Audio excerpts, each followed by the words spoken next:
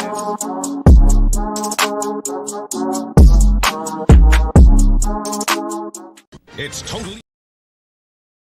totally new Star Wars adventure as a young Jedi races through space to the planet Naboo. His mission, help Qui-Gon Jinn and Obi-Wan Kenobi. This is his story, his adventure, a journey of survival into the depths of the dark side. I have you now. This is his quest to become a Jedi Knight. And this young Jedi is you. You can start your Jedi quest now at starwars.hasbro.com. It's an all-new Star Wars adventure from Hasbro. What the fuck was that? You look One, confused. I'm totally down with Darth Maul being able to throw Force lightning. Two, what the fuck? Starting, I like kind of remember that, but like don't remember that at all. Welcome to Dark Forces, everybody. Hello, Bendu everyone. takes issue with the commercial I just chose. I found it inspiring. The way and that Jedi is you. Yeah, no, 100%. Gets me out of bed in the morning. 100%. Yeah, I love those. I love those heartfelt commercials. We are joined today by Dan Miller of Broaxium, gracing us once again with his presence to do a deep dive on the complete season 1 of Andor, because we have got the total package. You are able to binge watch this show if you have the mental fortitude to do that to yourself. Right. I mean, yeah. honestly, the people who can like watch Inception for fun, like I feel like you can take the mental load of Andor season 1. Oh yeah, you can do it. Yeah. It's just taxing, and you're gonna feel like, oh my god, afterwards. At least I will, and I'm gonna do that to myself. Or you just feel like fucking up some fascists with some bricks. Yeah. You know, You know? you might want. You take a potty break. You take a potty break halfway through when you break out of prison, and then you come back and you're like, all right, I'm gonna fuck some people up. Let's go. Execute order Ferrixy bricks. Can we talk about the confidence of those? Like, just to dive straight into it, Narkina 5, they were so confident in their electro floors that they had like a public restroom on the work floor that was unguarded and not surveilled, and Andor is able to just mosey on in there and like, Yeah, and just like do some cut a pipe janky stuff open. with the pipes, and no one even noticed. Well, see, but that was like, it goes back to his point where he was like, they're so fat and happy, they're so full of themselves that like they think that like everyone's too stupid. You know, they are smart, they know everything, they have everything, you know, all the tech, and you're too dumb to break out of this prison. And just like you said, they believe so much in their technology. That was just the same thing with the Death Star, you know, this technological terror you've created. It creates this false sense of security, and these guys sit back, relax, and they have absolute confidence, and it comes with like absolute arrogance, and it's that arrogance that they're able to use, that Andor is able to use against not just the prison, but like the rebellion uses that against the Empire. Totally, yeah. How Scarif was able to happen, you know, they never thought that someone would stow away aboard a Theta shuttle and just come straight down into the lion's den like that. Right. Yeah, it's it all just comes down to a skinny 20-year-old kid with a voice changer. You're like, stay on program. Dude, when he was like cutting into that pipe, when we first saw what he was doing there, I'm like, what? I'm like, what's he trying to do with that pipe? Is it electric in there? Is he trying to short something out? I thought that's what I thought he was. He was going to access the elevator controls somehow. Okay, it was hydraulic or something. I thought he was trying to access like the floor or something, like turn it off, like short out electric and turn the floor off. I was like, why halfway would that be there. in the bathroom, though? Why would they put that in the bathroom? Woodsy, really? So yeah, I was bored at work the other day. Well, I mean, it's just behind a wall. It's just pipes behind a wall, you know. That's true. That's true. I will continue it. It'll probably have different choices, but Woodsy, I will tell you that the horny space whales, before I had to leave to go to work, I was gonna have the horny space whales say, "It is Wednesday, my dudes." That was. Oh no! Someone said something about bricks and screws. Bricks and screws. Oh no! What's in here about bricks and screws? Yeah, what's There's this? no such thing. There are no such thing as the show was amazing. However, a massive wave for social media. The tsunami. Everything in Star Wars is put together by the Force and imagination. Execute order Ferrixy bricks. Like, oh my god! I like that brick comment. Like, totally, because you're just like. Yeah, I was saying that earlier. I saw that comment. I loved it. It was a good. I already have a very specific plan for what to do with me when I die. But if I didn't, I would totally want to be made into a brick and just smashed into a fascist. Like that. So would be dope. or just sent to Star Wars Theory's house. Marva approves. I got something for both of you guys. So since the series is over, now I know there's a lot, but out of this whole thing, what moment like stood out to you the most? Like was there a speech? Was there a person? Was there a moment that happened that like really stuck out throughout this whole series for you? Honestly, and I don't think this is just recency bias, but Marva's speech in the finale, like, was the first time that I think I've gotten misty-eyed from a piece of dialogue, like from a monologue like that in Star Wars. Like, I've definitely gotten misty-eyed by Star Wars before, but it's usually by, like, seeing Obi-Wan finally introduce himself to young Luke Skywalker, like these big legacy moments. But for this, sheer acting force. We got 2 of those powerful speeches in that episode. Yeah, Stellan Skarsgård, like just 2 episodes before. And when he gave that monologue, I thought that was it for me. I was like, okay, that's it.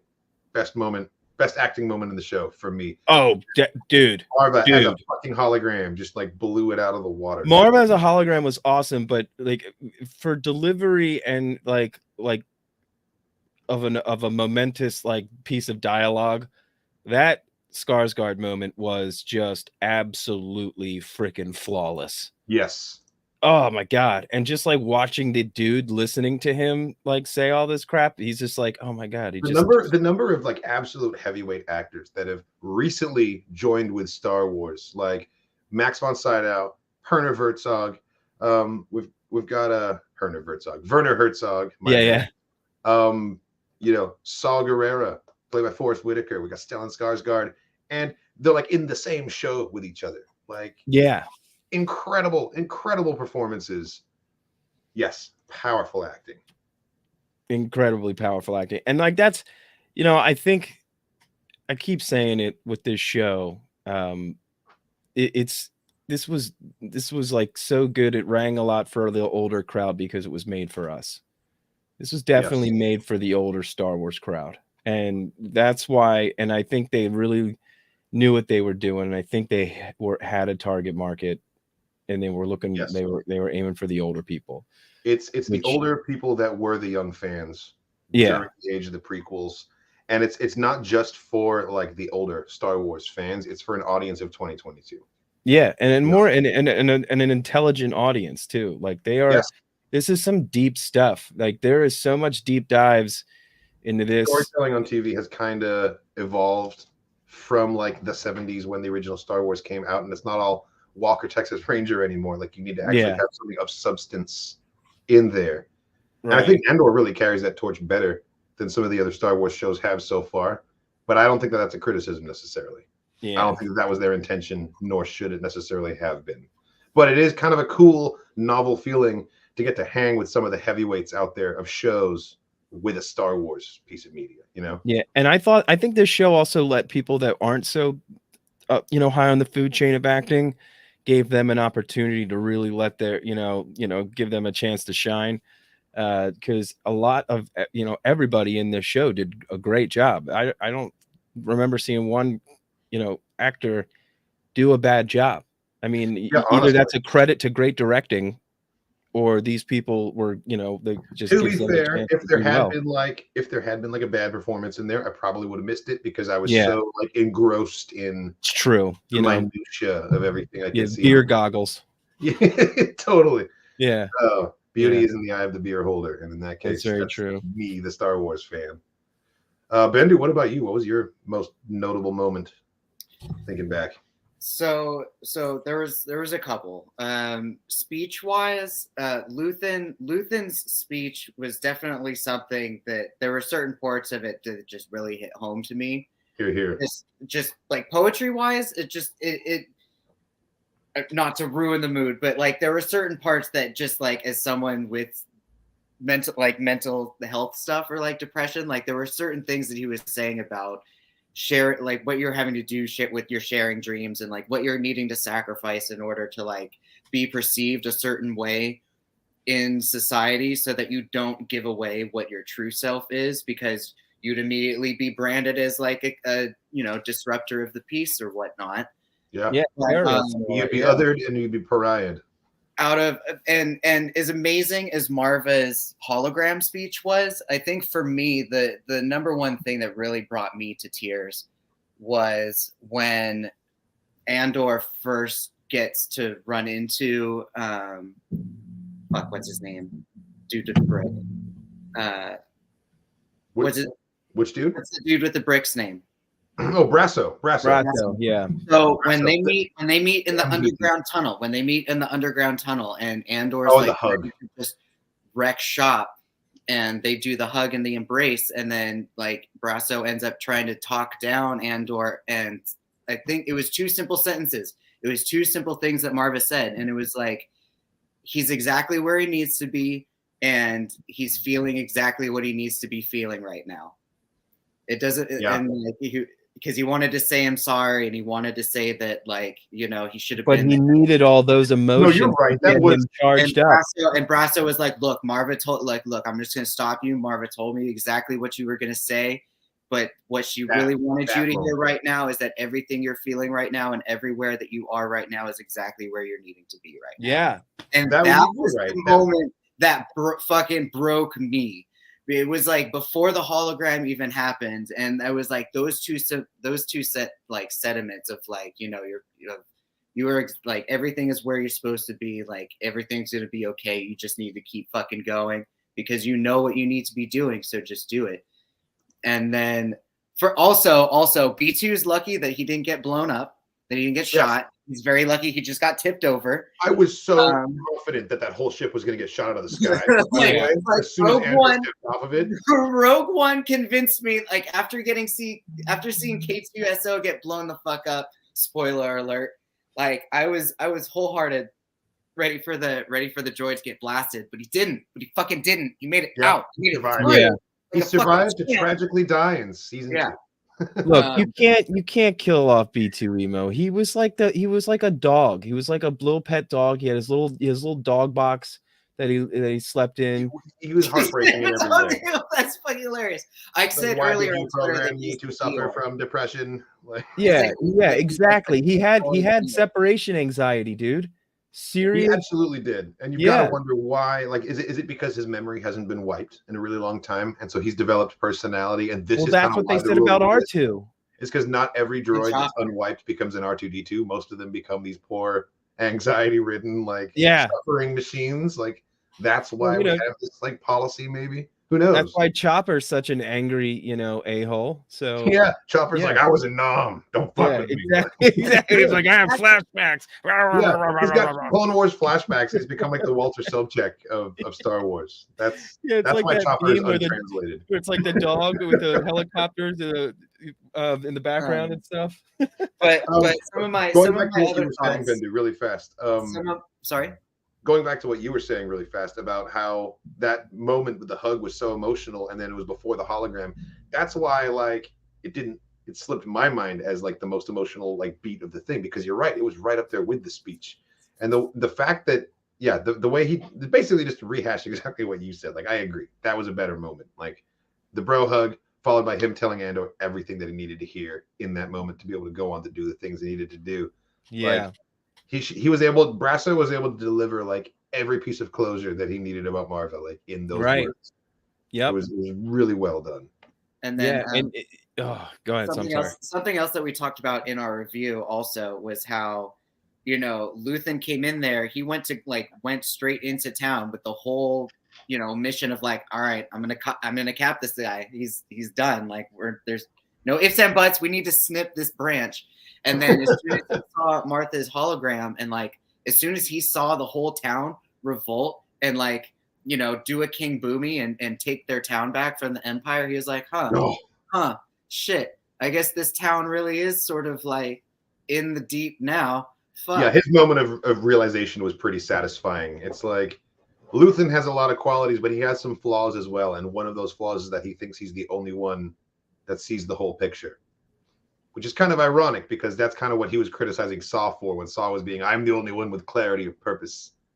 It's like Luthen is kind of to blame for that same line of thinking, because here's barracks ready to blow, already semi-organized right under his nose, and he had no idea that it had gotten to that point, Like, it was his plan to have the Empire crack down and love see people ready to blow, but he didn't realize it was already there. But and then again, so like now that my brain's like thinking more, so something even about what's beautiful about Andor is that it's not even for the older crowds necessarily. Like I was talking to somebody on the streets about it, and they were describing it as like if Tom Clancy made a Star Wars, like this would be it. Like if all the dude bros who liked Call of Duty and liked Halo, like this would be for them. That's Tony Gilroy. I mean, Tony Gilroy's like that's like his like specialty, you know, like he's that kind of writer. He's not even like that big of a Star Wars fan, apparently. Like he's all about the spy drama, the intrigues, the thrillers. Yeah. And it's hilarious because like all the people online who are like, oh, the show's like so leftist, like oh, there's so much propaganda in this, and it's like, what do you think the rebels were about, dude? What do you think the rebellion was about? And it's like, all right, and if you're saying this, like clearly you're like pro Empire, and you can say this about the Revolutionary War. Yeah. Like, this is not like just some leftist ideal. This is literally just an oppressive government, you know, silencing, you know, the people and oppressing them and basically just being a dictatorship. That's all it's about. You don't have to be this or that to be that. There's a lot of real world allegories, and you can see so many conflicts from our history in the conflicts of Star Wars, but a lot of people become really uncomfortable once they realize whose sides are on, like what those sides translate out to, you know? Yeah. So even so, like you were the Empire a lot of times. even secondly, like this show may not even necessarily be purely for Americans. Like going back to the rehashed concept that like Star Wars Celebration is going to be in London next year, which is shout out to the British Empire, which is going to be an expensive venture. But again, like the entire cast, or not in the entire cast, but like 90% of this cast was all British and all European. So of course, like they want to be able to have Star Wars Celebration in the place that like they shot it and like for the people that they filmed it. Which is actually pretty cool. All the people who are dealing with Russia bullshit right now, like of course. Hey, I mean, we were at Celebration at Anaheim, which was like 25 minutes away from the shot Kenobi. Yeah, if anything, Andor's for all the fighters right now that are currently fighting oppression. Yeah, 100%. I mean, it's just a good story of like the rise of the, you know, the people, you know, who are sick of being taken advantage of by you know, a government power that is using their, you know, their government to oppress and to silence and to, you know, hurt the people that they're supposed to be taking care of. It's supposed to be for the people, you know. This is that's what governments are there for. It's made by the people, you know, to just keep us all in line and protect us. But you know, governments are supposed to serve their people. Yeah, exactly. And that's, you know, the second that stops happening, that's when, you know, people need to stand up and you know, let them know who's in charge. Speaking of standing up and taking charge. Speaking of standing up and taking charge, shout out to Cyril for his, you know, $1 million baby Cinderella man moment of like being able to completely save his crush, save his number one crush. She was about to get ripped apart, but you know what? She kind of deserved it. Yeah, right, dude. And I this fucking guy, this squirrely motherfucker, was able to just randomly pop up and save her.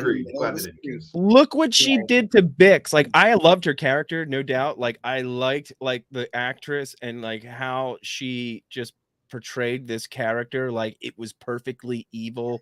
Yeah, like dude. And just like she was just like not like I wouldn't say like evil, but she was just a nasty. She was really evil. The things she did to Bix, in case anyone has forgotten. Yeah, she was evil. Yeah, you know what? She was evil, dude. She was just she was glorious bastard. Let's just recall exactly what it was that she did to Bix. Of acting. That caused the most damage.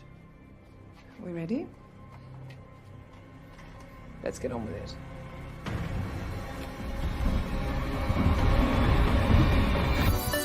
I'm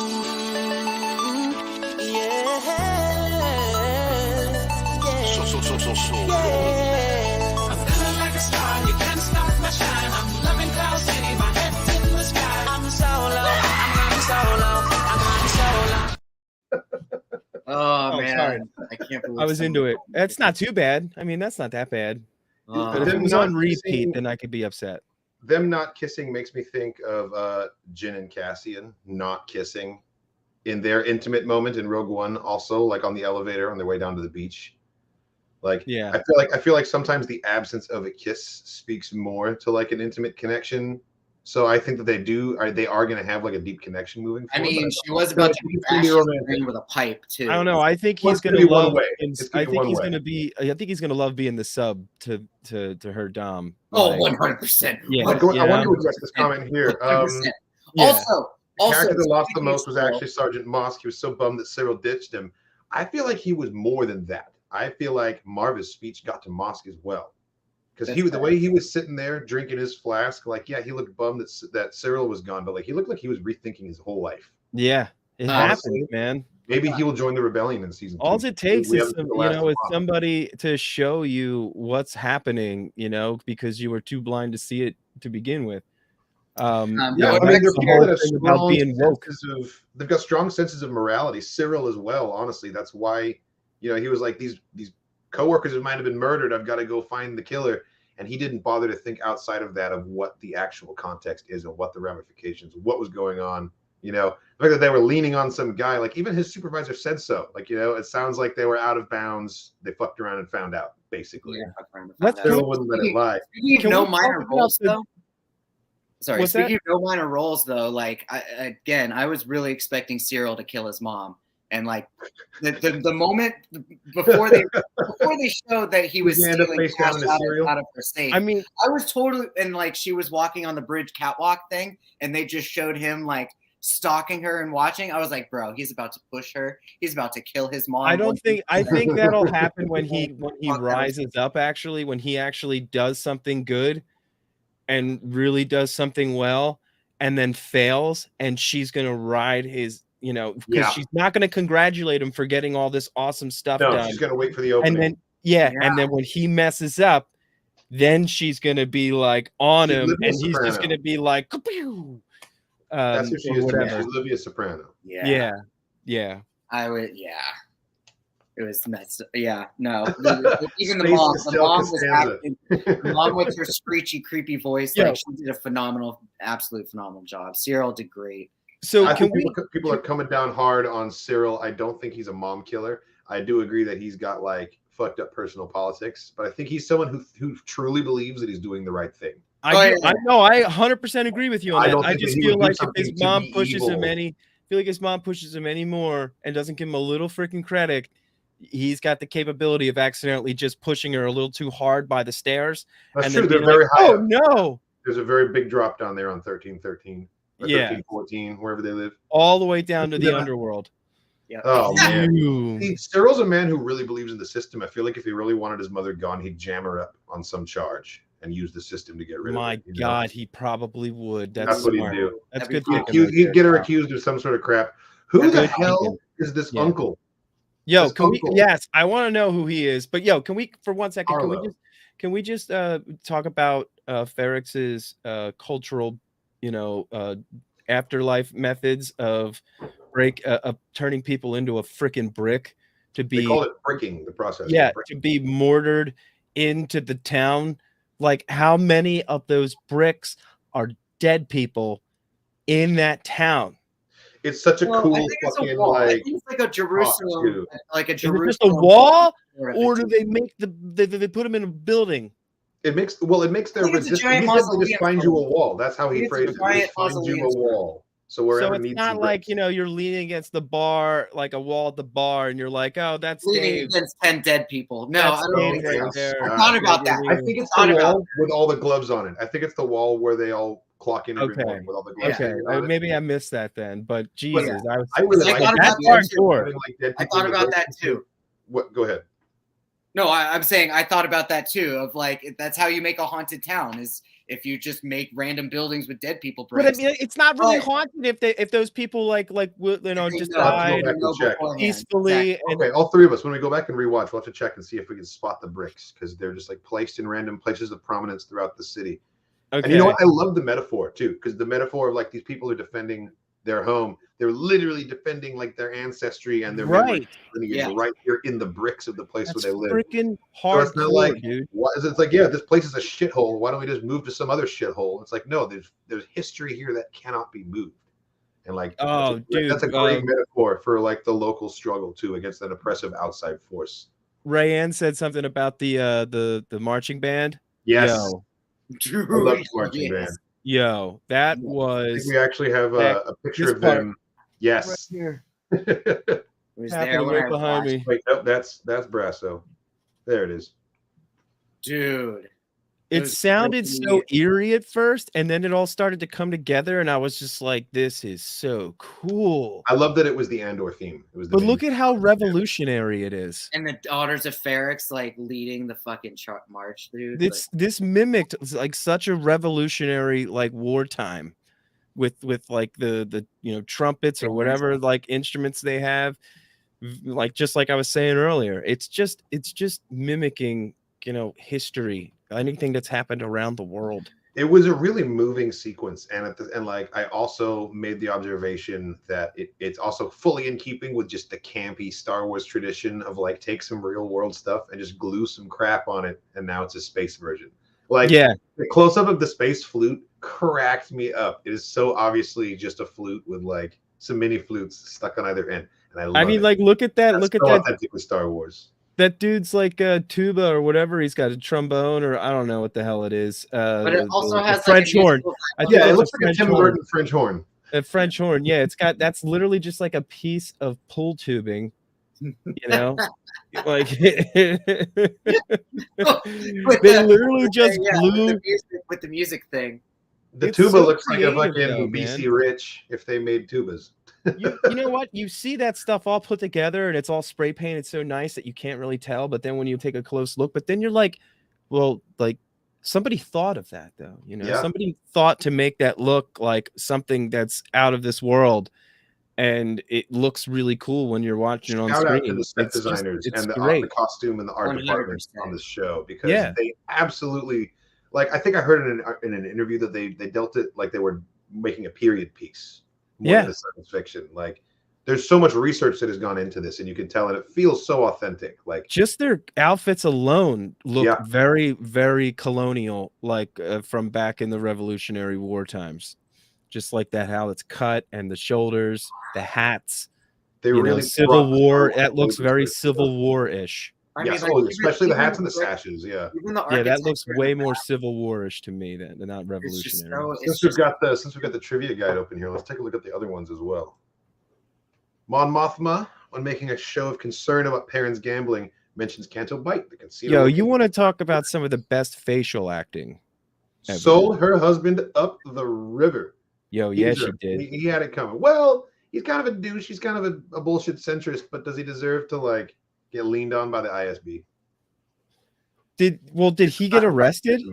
no, No, he's but just now getting he's a spied person of on. interest to them. Right. No, the whole Their objective was their to explain chauffeur away is the spying credits. on them. Dude, when she started talking about that in the taxi, I was like, no way is she like making him the excuse because of the $400,000 missing. 100%. I was like, she's a genius.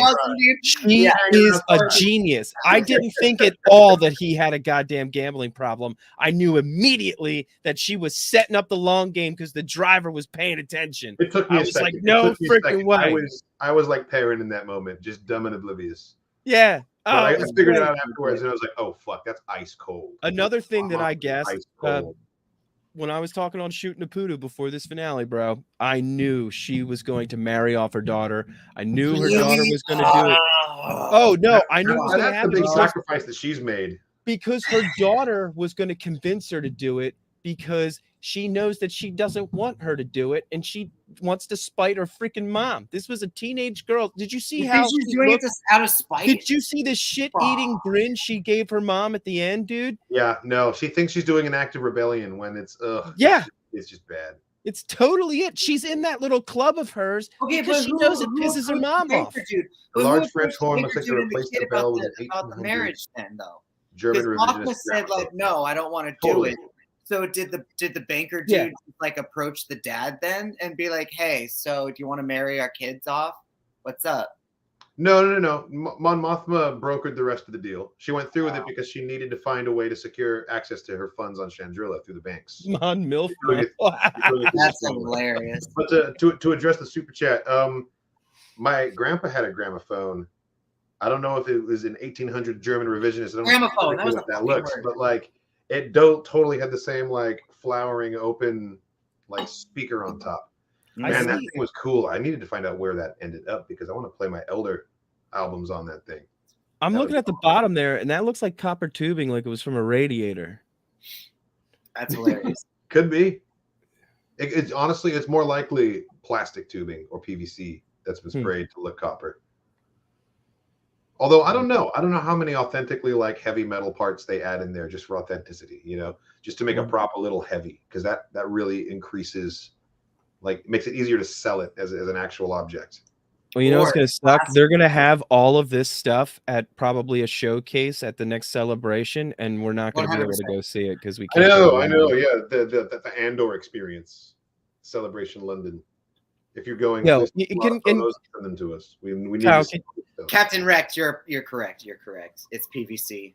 If this show was not in demand and it did so terrible, why was it the one that had the most episodes that were the longest? Like I don't understand it. Like this was the longest show they did. And yeah, it was the biggest dose of Star Wars yet. The biggest. I feel like they didn't do this like for nothing, on purpose. Yeah. Or by accident. Interesting. Okay. I mean, I think we all were able to tell that it was Clem's stone that he was touching in the moment. But yes, it's Bazisi script. That's the language system. Haven't heard of that before.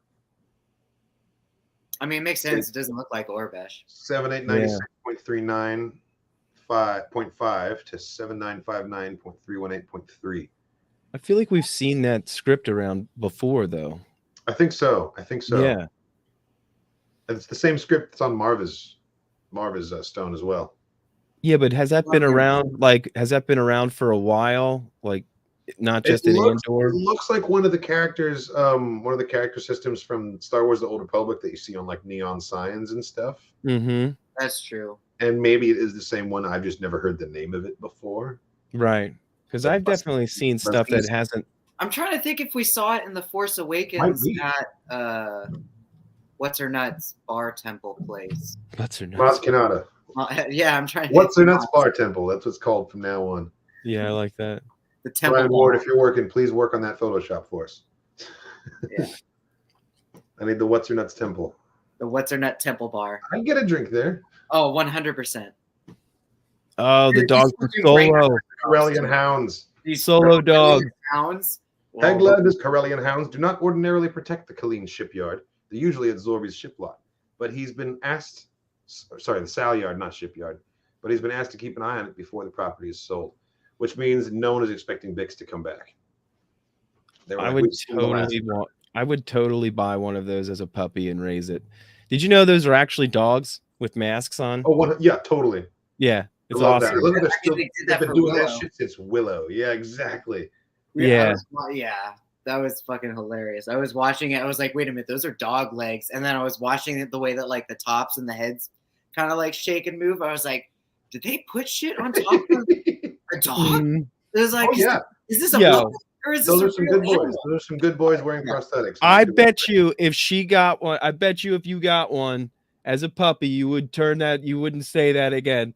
You'd probably be like, my sweet baby, a Corellian hound. You would love it. We're gonna play our new single Corellian Hound. I guarantee you those will probably have the cutest puppies. Yeah, no, honestly. With the big old eyes and little stumpy teeth. That's what I'm saying. These giant little eyes on the side. They probably look like a pug. They probably look like a pug as a puppy. If we're doing cute space dogs though, I want the Cath hounds or the ones that the Tuskens raise.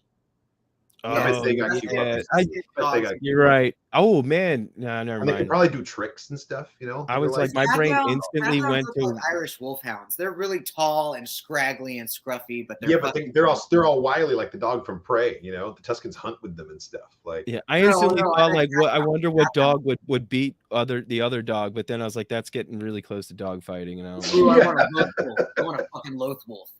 Not We're going that Master Vic is into the chat. Loth wolves all day. Yeah, Loth Wolf is the superior for sure. Oh, totally. You guys got me to Star Especially Wars. if it's Thank you Kanan. for exposing me to this beautiful world. You've taken your first step into a larger world. Yes. Welcome to Star Wars. It's kind of awesome. It's kind of amazing. That's so cool, Yeah, dude. whoa, You helped. We got somebody- 100 people watching right now. Nice. Welcome, everyone. Welcome. I'm Hey, glad well, I'm here for this. Achua Pinky. Yeah. That requires a cheer, I think. There.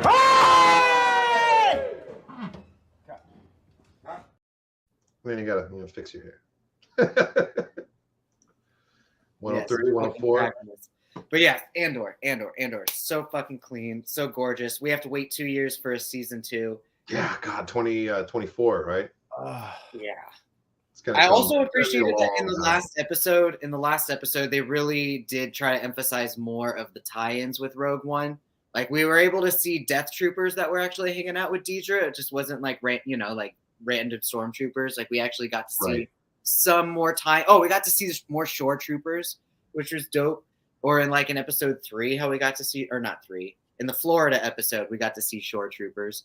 So it's like I appreciate that they're still tying in the bigger story to this. It had little connections, but they weren't the focus of it. It wasn't about, hey, remember this, hey, remember that. They were fully in the background. And I don't know, Tony Gilroy's statement about there's no Easter eggs is that's just something to laugh at. It's kind of amusing because there's so many fucking Easter eggs. Right, unless it was like just a complete fail at trying to ploy it off. Of like, no. I get what he was trying to say though. I get what he was trying to say. He was trying to say this is not an Easter egg oriented show. And also, he probably, because he's not that big of a Star Wars fan, didn't realize how many of those props in Luthen's gallery were Easter egg. I'm sure a lot of that is the result of the art department having fun with it, you know? Which potentially Ahsoka does have the danger of being an Easter egg focused show. I'm still I don't think that's a danger. I think that's great, and that's what it calls for, a show like that. It's a continuation of Rebels. It goddamn better have some Rebels references, man. But I don't know. I just hope that there's still a good percentage of future Ahsoka, of what Ahsoka is continuing on, like outreaches of the future universe, Like as much as I would love to see a continuation of flashbacks of Clone Wars stuff, like I want to see the outreaches of the universe, man. I want to see where the fuck Thrawn and Ezra have been. I think we're going to get our answer real soon. I think Mortis going to give us that. Mortis. Mortis. Mortis. Imagine if we got live action Mortis. That's one of my favorite arcs. Because of the volume, we can do that now. Yeah. Because how would they even build a set? It would be something special, and massive are the Tuscan dogs. Okay. Hey, appreciate that. Now, have a spotchka on me next time we're both in the same city. Heck yeah. That's awesome. Sorry, you were saying. My dog's half Mastiff, actually. Nice. So I think I should get the costume for her. Yeah, that just seems like a natural thing to do. Inclusion order of events. I saw a comment in here saying that another powerful speech moment was the reading of the manifesto. Yes. I completely agree with that. And I actually have a video for us to react to here, which is a Star Wars tribute posted by SWFT on YouTube, and it is just that. It's focusing on Nemec's manifesto. I was gonna say, Dan, the pipe bomb just went off behind you, and I was like, shout out to the fucking kid with the pipe bomb, man. Yeah. Just yeeted it. I felt so bad for that kid. He was the variable that nobody was expecting. He was the one who made the whole plan work. Everybody's faces, dude. While the hologram was going, like the kid's face, Brasso's face, the guy working the comm who ended up dying, like that was almost more powerful than her words. Was seeing what her words were doing on their faces, He And yeah, was, talk about like the money shot. He threw it and it hit all the thermal detonators. yo, for real though, but Yeah. he was the one variable that the Empire wasn't like they would have. I feel like if that didn't happen, everything would have gone their way. That kid was the whole linchpin, was the whole William like Talk, that's right. reason that everything happened. Yeah, he was the spark. He was the first mini spark, and then what do we call it now? The Ferrex massacre, because people died. Oh, Like, dude, this was Uprising. bad. It's the Ferrex Ferrex Uprising. uprising. The Yeah, battle I would of say Ferrex. the They Like, took what their is this? town back. They took their city back from the The spot that lights imperialistic, the fire. from But imperialistic occupation. when So- you talk It's the about proton like torpedo that went and then blew up. this happening is going to be like, it's going to be like a small, because they control the news, dude. This isn't going to get out much. Yeah, We know that when we get to Rogue One, you know. It's Same still- with Market. you're Same the with perfect Market person to talk to pressing about this, Dan, the because Star you're Destroyer. fully up on the comics like I am. Do you remember the Dr. Aphra arc where she runs afoul of the Ministry of Propaganda? Ooh. When she's The on that super planet, Nazi. the super lawful planet. Where Yes. the surveillance state. Like, what if those characters get brought into the fold in season 2 because now we need to control That the one woman was the Eric. like the director of like propaganda and everything. And Yeah, she was like the imperial. Joseph Goebbels of the fucking empire, and she had this. She was in control of all the media in the galaxy. Yes, like, dude. Yes, that's what I'm saying, man. Like they control everything. That's why it's even like when it comes to like the way they Eric's First recruit. mining disaster. It was- When that's like the whole thing when they recruit, like the book Lost Stars, you know, like the people that were in the Empire in that book weren't bad. Like you got to like these people that were all Imperial soldiers and They stuff. did evil things, and there were reasons. There were But reasons they were like given why. these reasons, like they were like told that these people were evil and like they are trying to ruin their peaceful existence, their government, that they're trying to dude. Oh, there it is. Oh god, the message. Oh my god, I can't. If you haven't read Lost Stars, it's amazing. Yeah. Claudia Gray, one of my favorite Star Wars novels. I just And, can't, man, because it's I don't just usually go for amazing. love stories, but I love this one. This one's great. It just Ooh, goes to show It you, just like, happened. It also just happened behind you, Dan. Shout out to Cinta. Shout out to Cinta doing the full-on Assassin's Creed spy versus spy in that fucking alley, Yes, bro. yes. Just like Cinta and Vel, man. that Cinta one and dude, Vel. like, wait a minute, what are you doing here? And she's like, kidney stab. She, I love that like, she totally just, plays like, him, even in the fuck. moment of his death. She plays him and acts like scared. And Yeah. like, oh, I don't know what to do. She's just leading him out of sight a little bit, so that it's so calculated. Yeah, she is cold Fucking as lovely, ice. bro. They are not our first on-screen lesbians, but definitely our first on-screen relationship that same sex that lasted more than like a single shot. We had that lesbian kiss in The Rise of Skywalker, but in terms of like an actual relationship with like dimension and dynamics, I would That's definitely hear Andor is the first. Oh, that's true.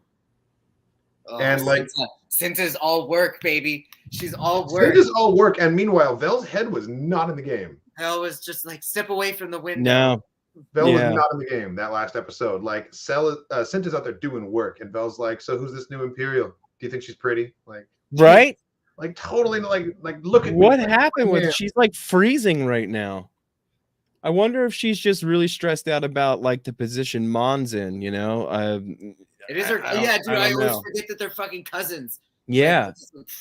It's true. It's true, and also about her niece who's now being married off. Well, she doesn't Right. know about that yet. Right. No, So she there's knows. Mon was telling her all about the problem. yeah, and, she was telling her about that little club she was in. Culture. Yeah. I'm telling you, that whole thing Ugh. that she's doing though, that's all to spite her mom. That's literally the club she's in, the marriage, That's all her of that form of stuff. rebellion. Yeah, that's her just rebelling against I her thought mom. it was really because- interesting that like this old school Chandrillan customs are more. They're happening more on Coruscant than they are on Chandrilla. Yeah. It's, Yeah. like, interesting. Like they're more uber traditional when they're not living on their homeworld. It's kind of weird. And it's Mormons. There's an anthropological statement being made there. Like you feel like you need to represent maybe because you're not just surrounded by your own kind. Who knows? Yeah, Cinta fully just drew him into the dark. She was in control of that situation the entire time, and she just acted. She played on his again. Again, she played on the imperial arrogance of, oh, I'm just a defenseless girl. You're a big bad ISB. You know, why don't we just go into the dark over here and shoot, call an ambulance, but not for me. Like just fucking just a straight Assassin's Creed that shit, man. Oh, Yeah. God. it was. I great. want to go back to Luthen's speech, if I may. Like, Yeah. he highlighted something about like the gray areas of rebellion and how things will look to those who have been, watching propaganda and who have, been brainwashed, I guess, so to say, put to sleep. And like his speech was like basically saying like, I will be that bad guy that everybody can point to so everyone else can live a better life, not knowing the things that we had to do to give that to them. It was so beautiful and so powerful because he's right. Andor shooting that innocent informant in the back in Rogue One, that was wrong. That was wrong. That was wrong. Morally and just mortally wrong. But these are the things people have to that the population don't know about when it comes to the freedom fighters that fight, for everyone's freedom. Sorry, but yeah, it's just they do so much messed up stuff and stuff that's just like, wow, I didn't know that. I didn't know that like these innocent people had to die, or died or whatever, so you could get this crucial piece of information or something that, took down this crazy government. It's just Bothan's season 2, Bothan's Andor season 2. Oh my God, right? Happen. Fucking Bothan's. It's a factor that I think it was introduced. You're so right, dude. One. Like we always focus on the larger than life, the Luke Skywalkers and the Han Solos. But like Rogue One kind of introduced the idea of like the boots on the ground, really made the heavy sacrifices to get where they are. And now we're diving further into that in Andor. And I love that we're finally like fleshing out the rebellion to show just how hard that really was. Right. The first time I remember seeing that be acknowledged outside of Rogue One was in one of the Star Wars Marvel comics, where Luke mentions I think he's talking to Wedge on Home One. And he says the names of all of the Rogue One members to himself every day and like tries not to forget their sacrifice. And he's sitting there mumbling like Jyn Erso, Cassian Andor, like Melshi, like he's like I wish I could have met them and all this stuff. And it's the first time that we got that acknowledgement from the legacy heroes that like, it's the boots on the ground that got us to this point. Yeah, it's nitty and gritty, and it's all the dirty like stuff that you're not seeing that that the heroes are doing, like behind the scenes stuff. Like it's awesome. It's really awesome. Absolutely. His saboteur's speech is basically mirroring Luthen's sacrifice speech. And we've all done terrible things. We'll all sacrifice so much. We're coming with you, Jyn. Yeah, exactly. You're right. He had to become Luthen. He knew that there's just things that you have to do in order to keep going and to sacrifice one to save a million. It's you hate to say it, but it sucks. But that's the truth of things. Like if you want freedom, there's some messed up stuff you have to do to get it. Like not to mix up our franchises, but the needs of the many outweigh the needs of the few. Yeah, but yeah, it's so. As Ambassador Spock would say. So I want to hear something about the aliens talk. Not seeing enough aliens. Do you think that was like a budget decision? Like, do you think they saved a lot of money, not doing a lot of makeup and all that stuff on having a bunch of? There were some moments where there was scenes with them, but not like there were detailed characters. Every time aliens showed up, it almost felt like a contractually obligated alien appearance. Right. I have nothing to base this in. This is just my wild speculation. That's true. But I think Tony Gilroy kind of wanted to make a human show about humans and was resistant to putting, unlike the creature department and Lucasfilm, they're like, hey, you got to put aliens in it, man. It's Star Wars. Signed up for this shit. And he's like, fine, I'll have two weird fishermen in that scene and have a guy draw. Are you happy now? Like, it really felt like they were like they were kind of forced in there. That's how you know that he's not a damn like Star Wars. They saved their aliens. Like that. We had like the same head as something that in Rogue One. Like the creature shop just has a bunch of rubber aliens ready to go. It'd be so Yeah. easy. Shout out to Like, Two yeah. Tubes, though. We stick did them on get a cart and roll them down into the warehouse and stick them on your town. But no, this is a human town on human planet. But that's what I mean. Like it's like We're gonna the go to jail human was prison. literally just humans, and it was like The that jail's was the one time that it makes sense. not Luthen- really. It could have been any It's a bipedal. labor-based facility. So this jail, they funnel all the humans to. Because remember, they separated them by homeworld when he was I processed. guess, yeah, I guess they could They make send all sense. the issue They Tibbs could- over to Belsavis. Yeah, but when you saw Jyn Erso, she was in a cell with another alien. That was an Imperial. That She was was on- jail. That wasn't She prison. was on Wobani, which is actually the place that Bix Colleen was doing salvage runs to on Ferrex. She was in a drunk tank. That was Sort of. awesome. Like, she was in a different level. She was in a different level of security. They real the Yeah, piece yeah, of she Rogue was. One She is was in kind a of holding crazy. cell. Yeah, Yeah. she was in a hold. Okay. It's kind of wild how fast they rocket through the story in the first act of Rogue One. Like you see her as a little kid, and then suddenly she's full grown in a cell. I'm like, whoa, did she just grow up in that prison cell? Like how long? Yeah, did that she fast. do that? She was in jail her whole life. Yeah, the jail was absolutely But yeah, sacred. like, It's because it was shout- about shout manual out- labor. You had to make sure you had the right number of limbs and that your physiology worked with their little Yeah, it makes know, sense, and because it's way easier to calculate. belt. You know. Death Yeah. Star program. It was also hilarious getting Luthen to have like the little interchangeable moment where he got Two Tubes and Saw Gerrera to be like, actually, Two Tubes is the informant. Two Tubes is the spy. Two Tubes is like, Two Tubes is like, wait a minute. Oh, Hey, whoa. Yeah, that was great. What are you talking about? I'm your This guy. guy's a freaking liar. oh, So, good. yeah. Speaking It's of, just like, this guy. So, going back to the manifesto for a minute, yeah, this is a video that was posted by SWFT. I wanted to watch this with you guys to see what we think here. It's called Nemec's Manifesto. Uh-oh. He's writing a Uh-oh. manifesto. Did he tell you? Apparently the only thing keeping us from liberty is a few more ideas. There will be times when the struggle seems impossible. Oh, I know this already. Alone, unsure, dwarfed by the scale of the enemy. There's Jyn in that prison we were just talking about. Remember this. Freedom geez. is a pure idea. This is gonna hurt. It occurs spontaneously and without instruction. Random acts of insurrection are occurring constantly throughout the galaxy. There are whole armies, battalions that have no idea that they've already enlisted in the cause. Remember that the frontier of the rebellion is everywhere. Chills. Look at those pricks. Get And even the chills. smallest act of insurrection pushes our lines forward. The Imperial need for control is so desperate because it is so unnatural. Tyranny requires constant effort. It breaks. Yes. It leaks. Authority is brittle. Oppression is the mask of fear. Remember that. And know this, This is an incredible edit. the day will come when all these skirmishes and battles, these moments of defiance will have flooded the banks of the Empire's authority, and then there will be one too many. One single thing will break the siege. Remember this.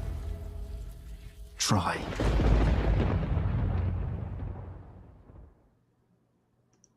And then he has it. Wow. He has it taped onto his jacket in Rogue One later. God, it's Yeah? crazy. You think that's his manifesto taped on the jacket? 100%. Whoa. 100%. Look at that. This was in Rogue One. Look at that. This is a shot from Rogue One. This is what he's wearing when they're in Jeddah. Who pointed that out? It was Braddington on Twitter, I think, originally. Wow.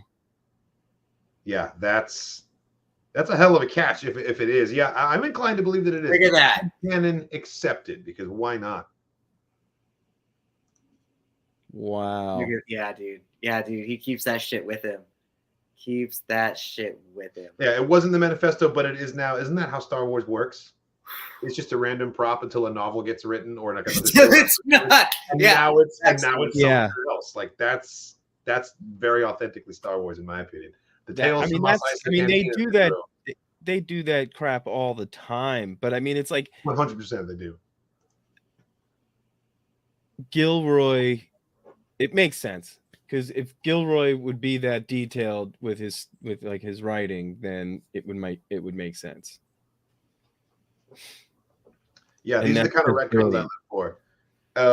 Captain Rex being at the Battle of Andor, I could take it or leave it, but Andor carrying Nemik's manifesto into certain death, 100%. Yeah. That goes hard. I love that. Actually, That goes hard. Yeah. That goes hard. But honestly, that's a question for Gilroy. Yeah, that is a question that someone needs to ask him. Yeah. If that was inspired in any way. It needs to be acknowledged that my man Brasso headbutted a stormtrooper that was wearing a helmet. And the stormtrooper went, bro. And then he hit him with a freaking brick. Did you see his face beforehand? He acted his. He was ready. Face. He was like, he was ready. Like, oh yeah, himself in there. Like, I believe that. I think that's he most went likely what full happened. nose flare into that headbutt. Like that was everyone that in that scene just put their full selves in that and like. Yeah. Oh my God. Everyone was acting their absolute hearts out. Yeah. Hold on. I gotta sneeze. Bless you, sir. Thank you. The Imperial with the most punchable face. No offense to that actor. It's all about the performance. The Tigo, I think his name was. He's the one that Blevin put in charge, and he was like, "Can I call myself like lieutenant or whatever?" And oh like, yeah, I would like to have yeah. Like, you wanted to punch that guy. He's the guy who knocked over B2. He had the cape. He had the cape. Yeah, he's the one with the poncho. It was his ring. He had the black poncho. Was it? Okay, because I thought it was a cape, and I'm like, you can't pull off a cape, dude. Yeah, no. It wasn't a full Krennic cape. It wasn't a full. Okay. It was the exact same. Well, not the Krennic cape, but it was the Krennic. No, it had a front. It had a front diamond. You remember the beginning scene though, when Krennic shows up? He's like, "We were this close." Like he's wearing the same poncho. And Deidre had a cape, I think. Didn't she wear a cape? They're all wearing rain ponchos. They're like ponchos. They're like their hard weather poncho or whatever. God damn it! Because that's what Krennic's wearing when he goes to bring Galen back in. Okay. Then later on, he's wearing an actual cape, like a douche. You're in the engineer corps of like you're not even ISB. The cape is absolutely like non-reg. That's just Krennic being like extra as hell. Fucking love Vader gets a cape. I'm gonna wear a cape too. This is my chief. Yeah. Yeah. He's such a fucking diva. God damn. I love Krennic. Which is why Tarkin gets so much fun fucking with him. Because it's just so easy. I'm hoping that we get some Tarkin in season 2. But it's like the Mark Hamill in Mando season 2. Like you can't play it too hard because then you'll see the strings on the puppet. Well, he looked a little half-baked in Rogue One. He looked mind-blowing at the time, but when you set it next to how far the technology is advanced with deepfakes and everything, like I wouldn't mind if they went back and touched him up, honestly. But it would be really cool if we could get Tarkin back in the show. And now we've got Reese Beecher. We could get like they could totally make it look way better now. Voice, and that would be insane. Yeah. Tarkin and Krennic like squaring off like the early days of their rivalry, like see how it really forms. I know that's not really what we're here to focus on. We're here to focus on like the fomenting of the rebellion and everything like that. But now that they've let slip that he was building Death Star parts, they kind of have to address the Death Star without the rebels ever finding out, Right. So I don't want to say this, but I'm gonna. It seems as though the stormtroopers were not giving their they didn't have the aim that they are known for. Yes. You saying they were killing more people? They were and like honestly, I'm not saying it was a good thing, but like I'm glad that they didn't like do that with them, like they made this terrifying. Like this is I think aren't these clone troopers too? Like, these are you mean like this? Like, aren't these still potential? Oh, fuck. There's one. Breakfast done.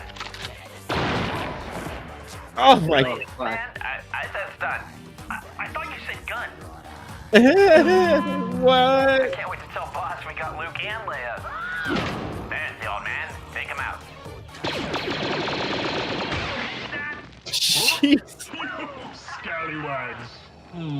If the stormtroopers get aim. You scallywag. Oh no, and they go running in.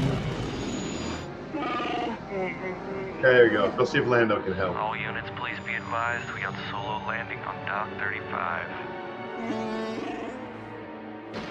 Oh my, a droid's only bathroom. Are there instructions here? Occupied! Yeah. Oh no. Check this out. This out. 360 no scope. 360 no. Jesus. Look, someone's up there. I'm surprised that Luke even launched this guy.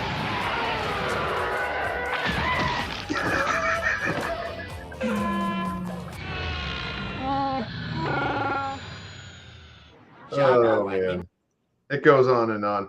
My first time reaction to that's gonna be dropping on Monday. Yeah, no, that was one of the Discord requests that wanted me to react to. It's amazing. It goes on and on. It's just stormtroopers after getting laser eye surgery. I gotcha. Oh man. So on the Dork Forces Twitter account, I posted a poll just fanning the flames of fandom discourse about which show people personally prefer. All right. I'm not asking what show is superior here. I'm not asking people to beat down on other pieces of media, but I want to know which of these 4 shows, live action Disney Plus Star Wars shows, people have enjoyed the most so far.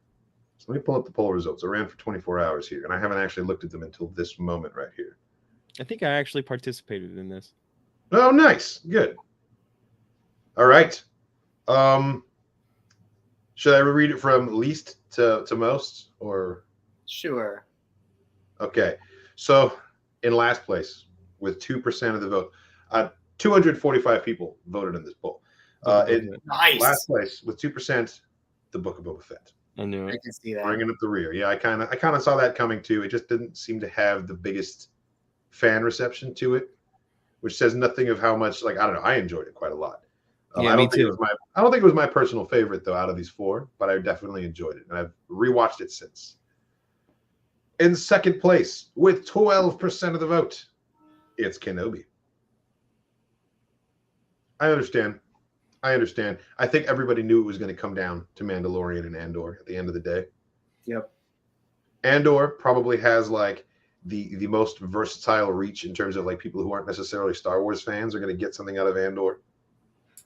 If you're not a Star Wars fan, I'm not sure how much you're going to get out of the Mandalorian. You know what I mean? You're going to get something out of it. Andor also just recently finished, so it only, just now became something that you could binge the whole season through and have something that's rewatchable. Right. Mandalorian, especially since there's 2 seasons of Mando, like if you want coffee, you can, do season 1, and if you want tea, you can watch season 2. And there's like, a lot of different fan credits and different fun little things for each little thing that you're wanting in that particular day. Whereas Kenobi is very one directional, and it's like it's funny. Someone together collectively. Someone commented earlier that Andor is a palate cleanser. I disagree. I feel like Andor is a steak. Oh Andor man, Andor is a delicacy. Boba Fett is the palate cleanser. Right. Yeah. Andor is like a delicacy, man. This is a special treat. Andor is something you take your time with. Absolutely. Yeah, it really definitely. is. It really is. Like it's just you don't want to scarf this one down. You just want to like take your time, enjoy every bite, and you have to, because if you don't, you're gonna miss something. And that's like the beauty of this show. There's just so much stuff that's going on, and like you really have to pay attention. It's a great show. Respectable second place with 38% of the votes. The deep story. Andor wins the day with 49% of the votes. And you know what? No kidding.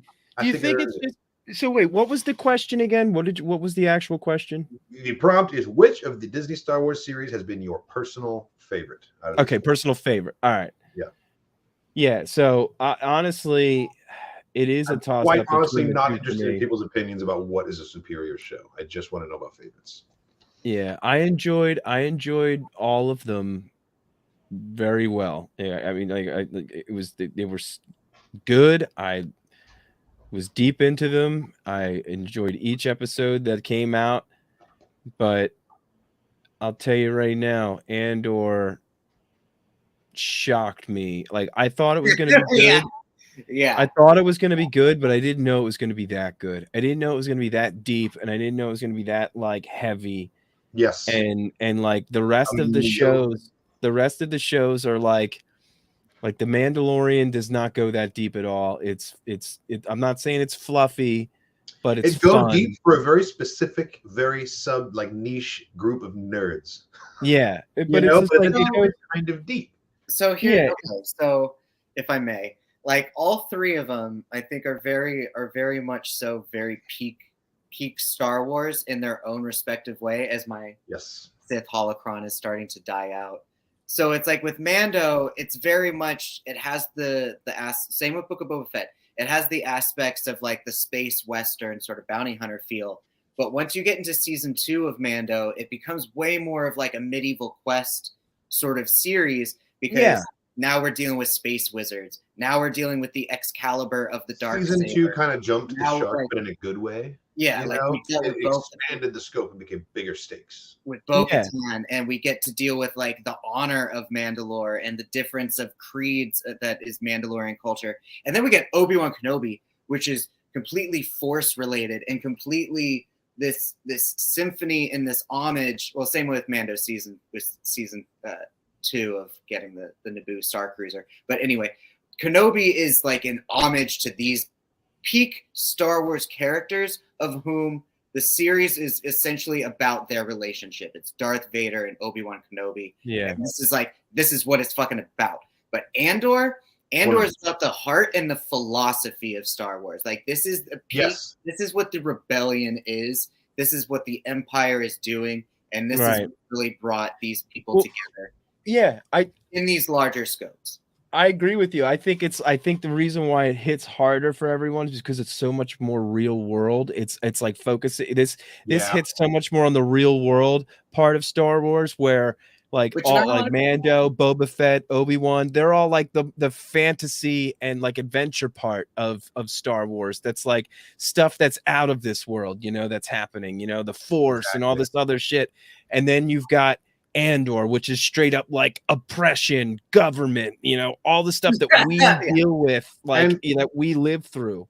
I think it's fair to the people that couldn't get into Andor on the same level as the other shows because they didn't provide the same level of escapism. Because we all live in a world that has oppression. We all know some semblance of a struggle, and that is what's being explored in Andor. We haven't all encountered a green baby and gotten a really fast flying car. Like, The Mandalorian is more pure escapism because it's less relatable on a personal level. The things that happen on Earth aren't happening in The Mandalorian. Andor, we can see ourselves in certain aspects of these struggles, these conflicts, and that way, we're reacting to it on a more visceral level. I agree with a comment that was in there saying that you can't really compare them. It's like comparing Game of Thrones to The Crown. Right? Different kinds of shows set in a similar kind of a setting of like royals and things, we talked about that when Rings of Power and House of the Dragon was happening at the same time, but we were really glad that we had these two completely opposite aspects of fantasy world, but we were getting them at the same time, and they both complemented and palate cleansed each other because we had fucking the creation of Mordor and like this these racial wars and this racial tension between humans, orcs, elves, and dwarves, and then we got fucking house drama, family drama with dragons. Yes. Like they're completely different, but they're still fantasy. I want to get to this super chat, but first, my thoughts on Andor and Mandalorian are that The Mandalorian was deep for me on the level that I've read all the books and all the comics and I catch all the references. And so I found that it was deep for the reason because I placed so much significance on Star Wars in my life that seeing Luke Skywalker interact with like not only the Mando and the main characters, but seeing Mark Hamill on screen again in that way, that was a really deep, like emotional moment for me as a Star Wars fan. But that Briar pistol though, how excited! Seeing the speeches, seeing the human struggles and the things that go on in Andor resonated with me as a human being. Yeah. Outside of being a Star Wars fan. And that's why I think more people are connecting with it because not everyone has read I'm not trying to brag. Not everyone has read as much Star Wars crap as I have, but Right. it's still resonating just as hard with them because they're humans and they can identify with what's going on here. You know. I mean, Right. like, listen, the one word that was in that manifesto that jumped out to me that was said a few times, that's been said on the internet a bunch. Can you guess what word it was? Sleeping. Try. No, in the manifesto that what's it? Oh, no, in the what was it? manifesto. In the manifesto. There was a word that was used that's like it was in a political you know, that's been used in politics, you know, against another side, and it was said in that speech a few times, and I was like, man, that like I don't if was that What's the on word? purpose? What is it? Insurrection. Insurrection. It was said a few times in the manifesto, and I was like, was that like Tony Gilroy, man? Like the writing, the way he said it, like I mean, just the way he writes stuff. He doesn't just do things by accident. I'm just like, was he trying to connect that? Like, it's crazy how words just like become more loaded and weighted as time after events unfold. Because like prior to January 6th, insurrection would make me think of Star Trek Insurrection. Right. But I mean, it's just like that's the first thing my brain went to when I heard that word in that manifesto. Yeah, no, like, legit. and I was like, and he said it like twice or maybe nothing 3 times. is I said can't by remember. accident on screen and TV. Right. So I was like, you know, is this being, you know, done on purpose or whatever? But still, it's just like, you know, how many times have we seen that word since that's happened? As a special edition prequels in the theater, kid, Kenobi was epic for Hayden and Suda's Vader. 100% agree. That was awesome to get to see again. Mando, then Andor, Book of Boba Fett. I voiced a clone in Sakura, a fan film. Oh, nice, with Ray Kennex. That's awesome. Yes, we fucking love that film. Yeah, great job. But actually, even the Ahsoka one, the Fulcrum movie that she made is absolutely fucking fantastic. Yeah, come on, Ray. Where's your next video at? We're waiting over here. Yeah, did you review that one? We did. I did. Yes, I've reviewed all of her. We talked to her about it when she guest on the show as well. That's awesome. That's true. There was even some quick back and forth discourse about the use of the word manifesto and how it caused people in the audience to perceive Nemec's character initially in that first Aldani episode before we moved on to actually get to know him more. Skeen just casually is like, oh yeah, he's writing a manifesto. That was dude. That was actually my buddy Pete who created that stir. Oh, poor Pete. I wasn't going to name names, but yeah, I remember. Good guy. He's a good guy. Yeah. His heart was in the right place. He was just sharing an observation that he made. People jumped on that, man. Yeah, just create some convo, you know. But yeah, that it does. You know, that's another thing that's actually really good about this show is it creates that kind of conversation. You know, it's just, you know, we got to be able to be civil about it with each other. Absolutely. You know? Absolutely. I think the bottom line, the guiding star is don't yuck someone's yum. If you see someone like absolutely enjoying something, you don't need to chime in with your unsolicited opinion about why it sucks. You know? Yeah. Oh, totally. Read the why room, you think the they're room wrong. Share your opinion, you know. And it's not to say that you're wrong. Maybe it does suck to you. You know, everyone's personal opinion is valid because what Disney Plus is making, whether you like it or not, is art. And art is always subjective. And look, and if someone has a take that you don't agree with too, you know, like you don't have to like lambast them for it. You can just say, hey, I understand what you're trying to say. I think it's maybe this, you know, like online discourse, and I think Twitter particularly, unfortunately, rewards that kind of thing. You know, yeah, I know. You clown on people, you quote tweet these hot takes, and you try and dispel the notions that are being put forth into the world, but all you're really doing is giving a signal boost to those people. And I am sitting here plenty guilty of it myself. I do it all the time. And I'm trying to be mindful of that moving forward and to not because you know a fire dies when you starve it of oxygen. And a lot of the criticisms that we're seeing that are in bad faith, it's obvious that they're in bad faith. Yeah. And it's just in my opinion, or in my personal circumstance, having both the impulse control and the wherewithal just not to take the bait, not rise to the bait. Sometimes I see it as a teachable moment, but that doesn't really excuse just giving them free attention. You know, it's easy to fall into that on Twitter. Look at Chad Thrawn. Chadmiral Thrawn, no Dude, need you to break break up the conversation. Screw Summit. Oh my goodness. Dude, he's been bringing the zingers all night. Seriously. Yeah, we see you. We see you, Cadmiral. Love it. Stunning. Fucking And I sensational. love his name, Bricks and screws. Chadmiral That's Thrawn. it. That's the comment. Like, Yeah. I don't know. Yeah. Here's the thing. But the scope, though. But the scope of how many people they had fucking Disney Imagineers commenting on this shit of like there were so many screws and bricks that went into the creation of Batu. Like so many people fucking jumped onto it, and I think that that's partially kind of like just what made it just really. But with that whole situation, you could tell. It's a good laugh. It's good fun in games, but at the end of the day, like if you take a step back, like Star Wars theory is allowed to think that. He is. There's a problem with bricks and screws. That's his weird, arbitrary, subjective opinion, and he's entitled to it. It's like He's allowed to Yavin feel that 4. way, you know? Yavin 4. Look at the ruined temples on Yavin 4. Like, Yeah, the Masalzi temples are made of bricks. We can all screw think in it's the middle of a in- lightsaber hilt on Kit Fisto. Like there's all kinds of different examples that you could prove him wrong till the cows come home. we have At a the end of the day, like it's probably it's A, not going to change his mind, and B, it's not improving the nature of discourse. You know, No, you're right.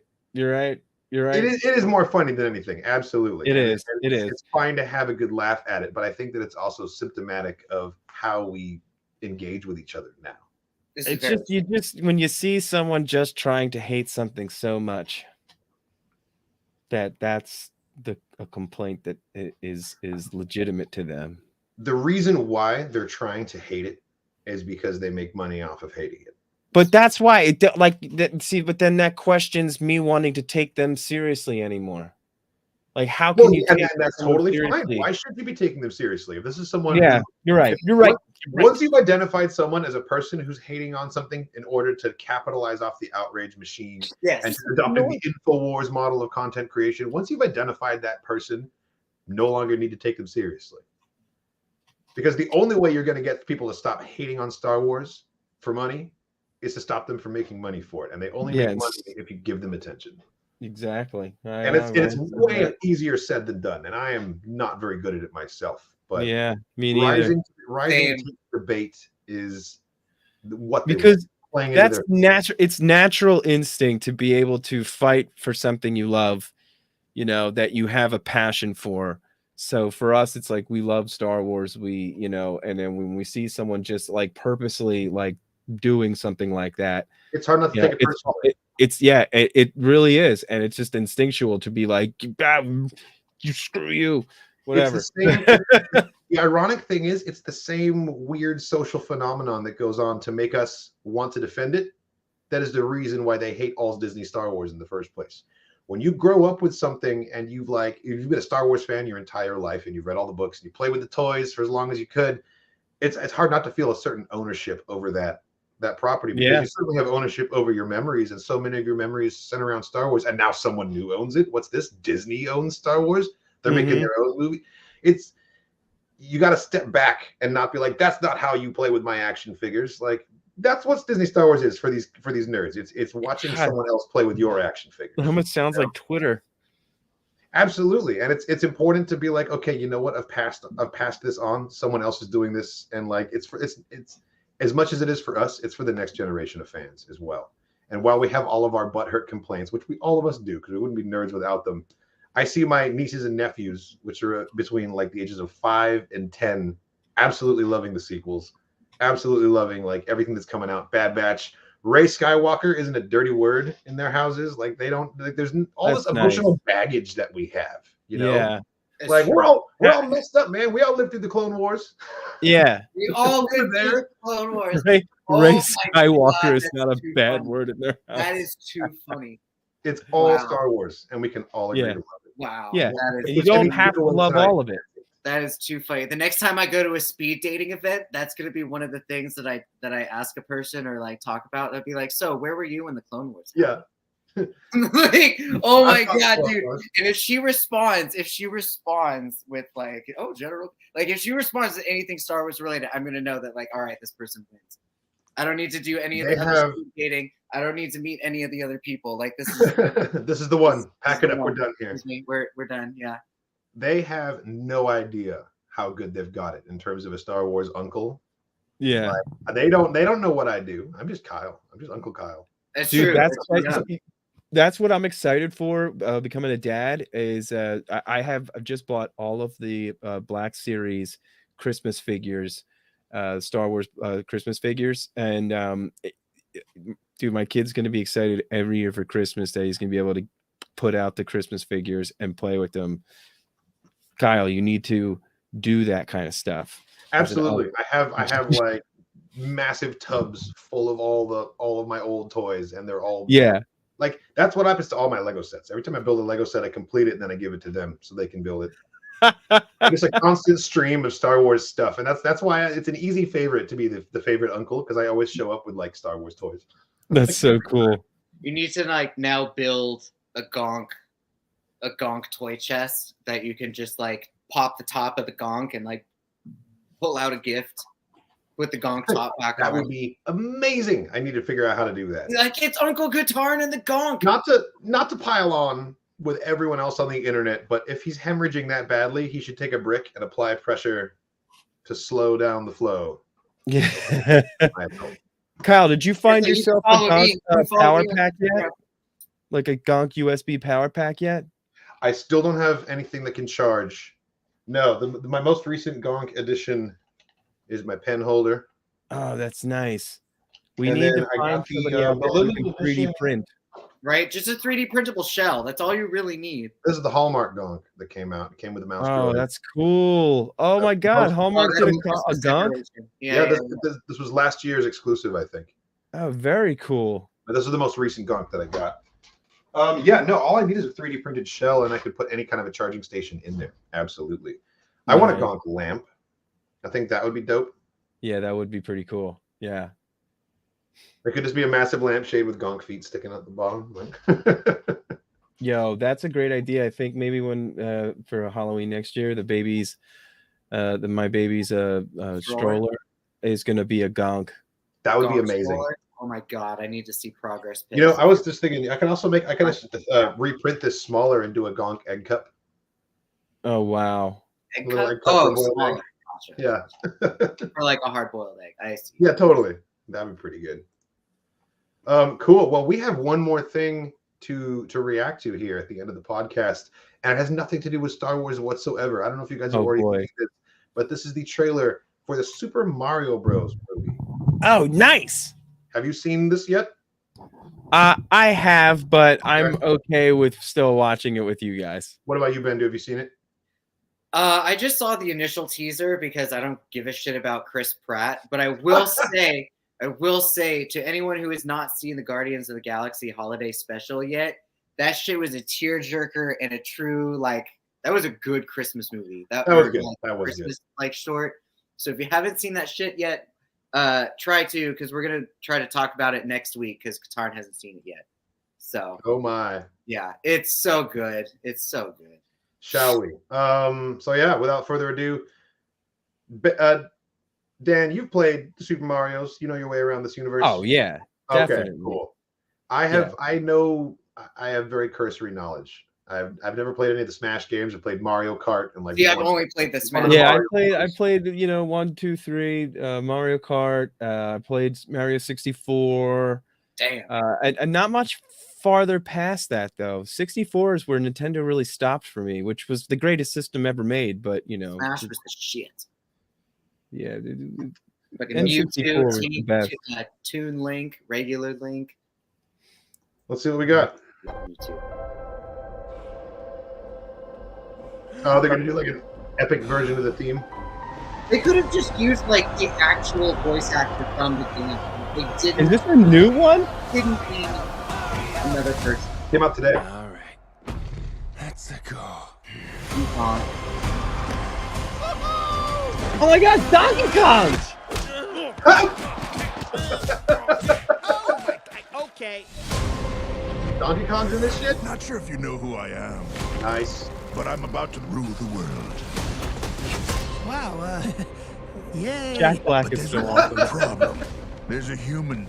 That's Charlie Day. Just like you. Well, that's Charlie Day, but Jack Black is Bowser. Do you think I know every human being with a mustache wearing an identical outfit with a hat with the letter of his first name on Because I don't. Oh, he's perfect for that part. Bowser He's is perfect. coming. He's so perfect for Luigi. Together, This looks we dope. are going to stop that monster. And that's Who's Anna that? Taylor-Joy, right? Who is it? Adorable. Anna Taylor-Joy. Oh, I got this. Okay. No problem. Yes! Nice. Come on, That's great. Mario! Our big adventure begins now! Ah, get it off, get it off, get it off! Who's Toad? I can't place it. There's a huge Ooh, universe fire out there hand. Fuck yeah. with a lot of galaxies. Looks like the Yoshi's. They're all counting on us. This looks epic. No pressure. Mario Kart? Rainbow Road, bro. God. Okay. That was actually much better than I thought it was going to be. He does sound similar to Freya from God of War. You're right, Star Wars Cliff Notes. I hear it a little bit. Who's I hear doing it a little. Who's A the little. Peach voice? It's Anna Taylor-Joy, and I noticed they even made She's her the face chick kinda from look like Thor, her. right? She's from Queen's Gambit Queen's Gambit. and other stuff too. I'm not really She familiar wasn't with like her. the scientist in like Thor, the like No, scientist. that's Natalie Portman. Oh, no. The help. She was like her assistant. Oh, Kat Oh, Dennings? Kat Dennings. Oh, that's her name. I'm sorry, I didn't know her names. My bad. No. So yeah, I got that name confused because I thought she kind of Yeah, the sounded like Rainbow her. Road. I think that's the overall takeaway here. Yeah, not a fan of the voice, but it overall looks great. The Wahoo wasn't bad. It wasn't terrible. Still But an he does sound just impersonation. like he sounds like Chris Pratt. He's not like doesn't sound like he's doing a character that much. Exactly. It sounds like it's a little higher pitched, but it does. You know, they might have just done that. Nice. Yeah, exactly. It was just him doing a Mario impersonation, but Charlie Day is Luigi. Like, I don't know. That's just like very. I mean, See, how it could works. you do? It's How could you do Mario without being like somewhat offensive to Italians? It's true. It's true. It's kind of a bold move to even make this. No, I think it'd be fine. It's got a huge fan following, you know. Yeah. I don't know how well it's going to do at the once it finally drops. Box You office. know, it's way easier to hype a trailer than it is to hype the entire movie itself. We'll see. Cough You're right. lesson. Charlie's pretty much can do excellent no at wrong. everything that he does. I liked him in Pacific Rim too. That was a great little side role for him to do. Like the little scientist guy. It's That was true. great. It does look fun. It does look fun. He said Speedy Gonzalez lawsuit. Right. Awesome. Charlie Day is the man. I love him. It's always fun in Philadelphia. Being He's from great. Philadelphia and watching that show, how represented. relatable that was. It really was though. Dude. It really is relatable. So much relatable moments. I'm not saying like the really stupid stuff, but just like where they were and just like some of the stuff that they did was so relatable to like this area, and like they captured the feel of the area really well in that show. Even though they were like complete idiots and like like Fucking that crap doesn't like Same. that doesn't really happen all the time here, but like a lot of the moments and some of the people that were like they ran into and stuff, so Philadelphia. It was really good show. Ooh, I will be right. Yep. Oh no. So Alrighty. I feel like Portlandia was a similar situation of that. Like, really? Times that I've ever driven through Portland, Oregon, it always just seemed like a super fucking weird place. And then like Portlandia was never my type of comedy, but I feel like any time that I would like passively go through channels and would see it, a certain skit, I'd be like, there was some fun. That's how that show really was. Fuck. That show was funny to where it was like there were some that were good and there were some that were like some of them were actually like pretty funny, and then there were some that were just like, take it or leave it. But yeah, I wouldn't know. I'm not, I've never been in that area. Where do you guys are like Portland area?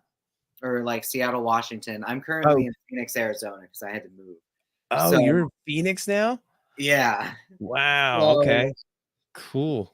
So for us, like, or at least where I am, it just now started to get like on the colder side of things. Like it just became like, 50s or whatnot. Whereas Sir Katarn just got some very beautiful snow recently. Yeah, for about 20 minutes. Hell yeah. And then it turned to rain. It's all gone now. Oh boy. But yeah, video game movie wise, it's very difficult for them to like kind of pull out a good one. So again, yeah, it'll be curious to see how well this actually does box office wise. Everyone really loves Sonic, and then Detective Pikachu had mixed reviews, so they very easily could create a Smash Bros. Universe, make their own Avengers, Nintendo Avengers. Yeah, Nintendo Avengers. That's what they're doing. They're totally doing a Smash Bros. Cinematic universe. I mean, it looks cool. The CGI looks really awesome. It looks like it's a fun movie, and kids are gonna love it. Kids are going to eat this up, and the 100%. merchandise because like Mario merchandise already sells. It's still like that's been out forever, and it sells. I've seen Mario merch at kids' houses all the time when I was like doing residential electrical work. So it was just it's just more merch to sell, and it's gonna do fine. It's gonna do just fine. I think it will. For me, like the real metric of success with these movies is if they can get the sequel out there and the sequel can do well. And just think turn about it into a franchise. You got to think about the long run too of these movies. Like when they come out, like on a streaming service, parents put these shows on repeat. Frozen was literally something that people had on. Kids would watch that like 5 times, 6 times a day, just having it on the television, and they're just views. So it's Encanto. This kind of stuff will make it forget again. While there's still 100 people watching, I wanted to say, thank everyone again in the comment section, because I realized that when we rewatch episodes of the podcast, like on YouTube, you can't see any of the comments whatsoever except for the ones that we highlight. So I really want to specifically say thank you to everyone who is able to catch us like night of streaming and night of live, because it's really a communal sort of more of a get together podcast than it really is just the two of us, Katarn and I and myself, and any guests that we may wonderfully have. So again, thank you to you all who keep us here and enjoy the content and enjoy what we're able to really put out, because it blows my mind.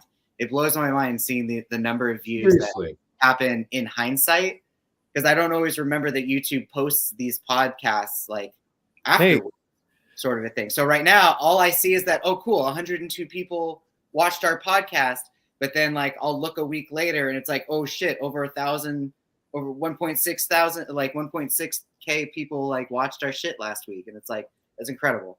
So it's crazy. It really is. I try to pretend that I'm just talking to a room of like 5 people. So it doesn't freak me out. But it's nuts because there's like these people, like all the comment section going. So thank you all. They keep the conversation, fresh. Everyone has such a great point of view, and each one of these comments like brings a great certain point of view for all of us to digest, and it's awesome. I love these platforms and how like StreamYard works. We're not just 3 dudes up here sharing our own thoughts. We're also discussing your thoughts, because we have this forum where you're able to let us know what you're thinking, what your opinion is, and we can feed off. Exactly. And it's an awesome format. It really is cool. Hera will make a guest host one of these days. She plays soccer in a rec league during our time slot, so it usually doesn't work. Unfortunately. I also want to say, guys, thank you so much for having me on again. I love coming on here and talking with both of you and just shooting it about Rings of Power all the nerd stuff. Was amazing. Yes, man. Thank you so much for coming on the show. Anytime, man. I will come on anytime you ask.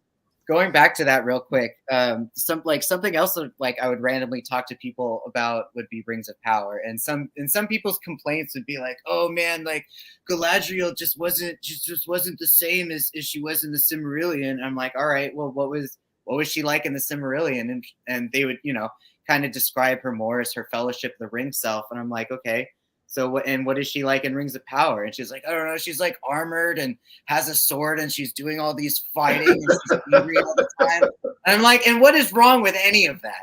What is absolutely wrong with fucking any of that? I know. Get this badass lady elf, this she-elf who's 1,000 years old in this armor, just fighting fools and inspiring the Numenorians. Like, I thoroughly enjoyed Rings of Power. If she's better than her Silmarillion self, let her be better than her Silmarillion self. Yeah, her character was so awesome.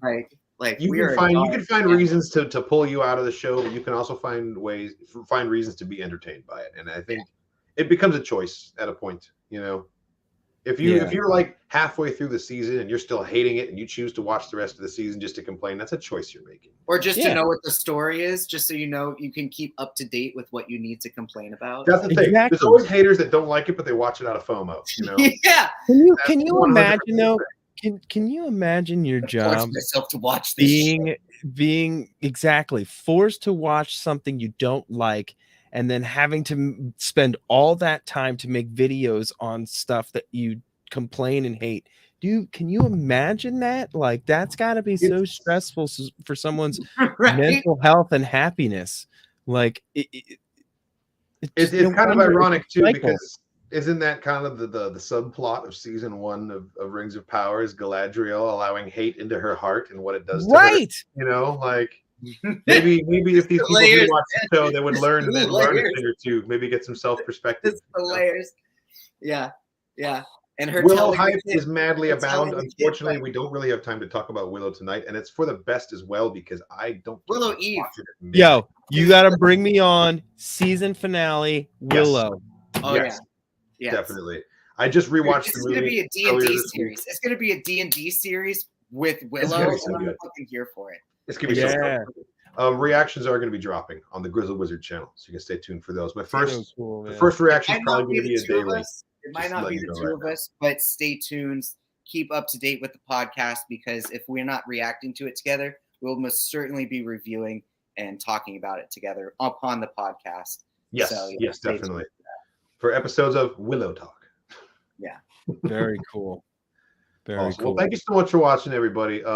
This has been an excellent episode of the Dork Forces. Thank you, guys. I really mean it. Thanks for tuning in. We had so many viewers tonight and so many awesome people in the chat too. And special thank you to Dan for hanging out with us, talking Andor season 1 and a couple of other awesome things too. Thanks for being here, man. Really. If you guys like, people in the comments are bored Sunday nights and like this kind of chat, I do a show with some other people. Kyle has been a guest. It's called Shooting the Poodoo, and we talk about Star Wars and all of the nerd stuff. So go with Broaxium on YouTube. And check us out Sunday nights at 9 live. Love to have you guys. And this was a great night. Thank you guys again for having me. Yeah, absolutely, man. We will definitely have you back on here soon. We'll be talking about Ahsoka, that's for sure. And we'll be doing some Willow breakdowns over the next few weeks as well, too. So if you want to connect with those, we'll definitely have that happen. So excited for that. May the Force serve you well as well, Homo Solari. Thanks, guys. Blessings of the Vishanti upon you all. And we're gonna play us out. Let me find a good stupid clip here. What's the dumbest one that I've got? Okay, perfect. This will do. Let's go through the Rolodex. To say, right, and instead he said, and thought that none of us would know it. You don't talk droid, do you? The incident with Obi-Wan, played by Scottish actor Ewan McGregor, was symptomatic of a deeper problem. If he had his way, he'd have Ewan's part. And I think Ewan kind of knows that. The other day he said, "Out my way, you Scottish wanker," to Ewan. No, R2's changed. I mean, it's, he's not the same droid. He was actually quite humble when I found him. He slags off the other actors. I know that he always slags off George. As time went on, the problems deepened. Sometimes he comes to set and can't even remember who he is. There's been rumor that he likes to drink. I think there are times